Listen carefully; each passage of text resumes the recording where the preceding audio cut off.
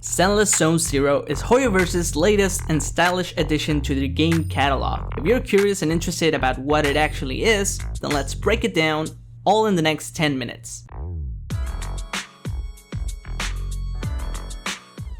What started off as a gacha game with dungeon crawling / roguelike exploration and stylish combat has quickly turned into a more hybrid experience, mixing various elements like overworld exploration, story missions, and many different events with gameplay that's inspired from other games, like Teamfight Tactics for example.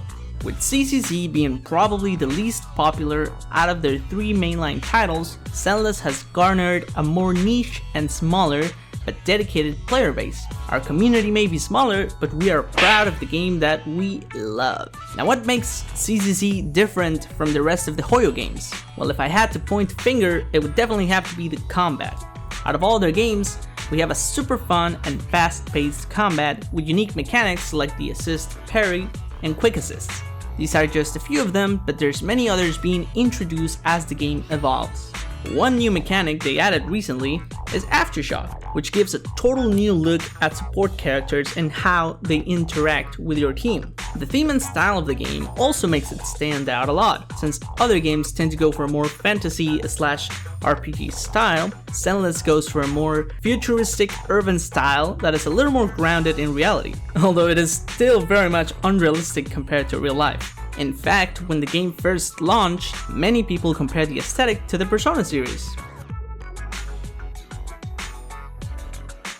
I'll quickly go over the setting of the game. CCZ takes place mainly in New Eridu, which is the main city of the game, where you start and get to meet many of the factions of the story. We also get to go to other places and cities in the world, like Wi-Fi Peninsula, or how I like to call it, Waifu Peninsula. Throughout the game, you play as a proxy. You can choose between Bell or Weiss. Proxies are something similar to netrunners, if you're familiar with the term. We essentially help agents in real life traverse what's known as hollows. Now what are hollows, you might ask?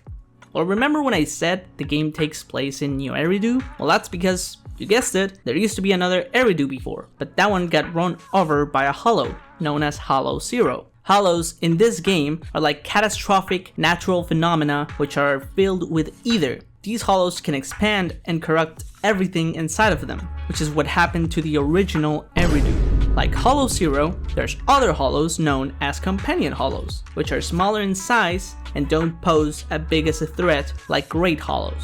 The hollows act as their own bubble dimension, where everything inside of them changes constantly. This is where proxies come in, since proxies have the knowledge and technology to help other people traverse these pocket dimensions. Now the thing about proxies is that you can only be one if you're under the defense force or have special permissions. But our protagonist, well, let's just say they are the type of people to commit tax fraud.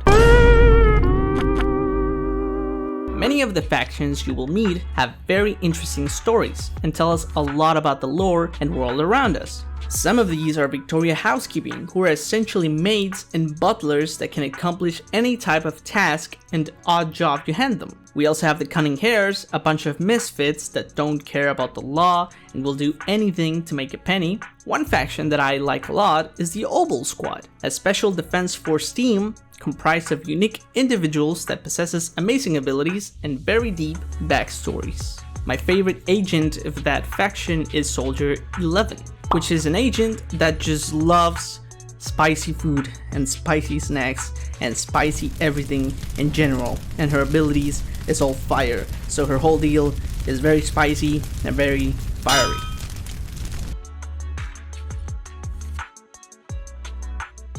When you first start playing the game, your core gameplay loop will consist of story missions where you will progress the story and meet the agents of the game, and commissions to get assigned as a proxy. These will help you level up. They consist mostly on hollow exploration and combat. When you reach the end game, your focus will switch to the Shiyu Defense, Hollow Zero, and the weekly boss rush modes we have. For these, you will need completed team compositions with leveled up agents, otherwise you're going to have a pretty hard time. Of course, there's also many events we get throughout the new versions of the game. These can range from minigames, puzzles, and miscellaneous tasks. To give you guys a brief rundown of the infamous TV mode of Zenless Zone Zero, which caused a massive divide inside the community and sparked a ton of conversation around whether it was a good gameplay decision or not. When Zenless initially launched, the game had a massive focus on its TV mode, in which instead of traversing the world in a more traditional fashion, with the characters and exploration, you would move around in a dungeon-like mode filled with TVs and encounters.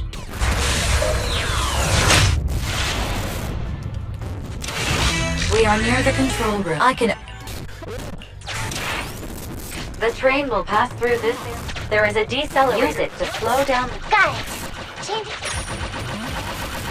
You wouldn't actually be moving around in a map, but more in a TV layout, where when you got into a combat encounter, you would then move into the overworld and control the characters. A lot of people were divided on their opinion. Some people said they liked it and that it gave the game more personality and individuality, while others said it was too much of a hassle, that it wasn't fun, it was slow, and that it drifted from what people actually wanted to experience, which was mainly the combat. As of now, the developers are trying to drift away from that into a more combat and exploration type of progression.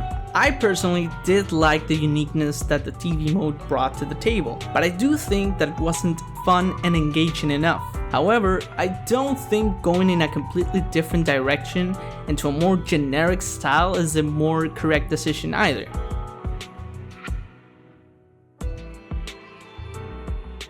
Why play Zenless? If you're wondering if this game is for you, then let me try to convince you. Zenless is one of the most unique gacha games out there. Not only that, but the game feels super polished and fluid.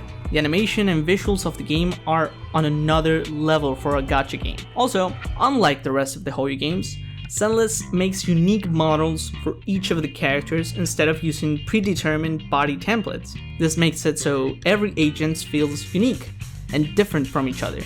You can definitely tell the developers are super passionate about the game. They've showed us so far that they are super attentive of the community and they try to make the best game they can for us. The combat is also super fun and satisfying, especially the parry mechanic. I mean, just listen to that sound.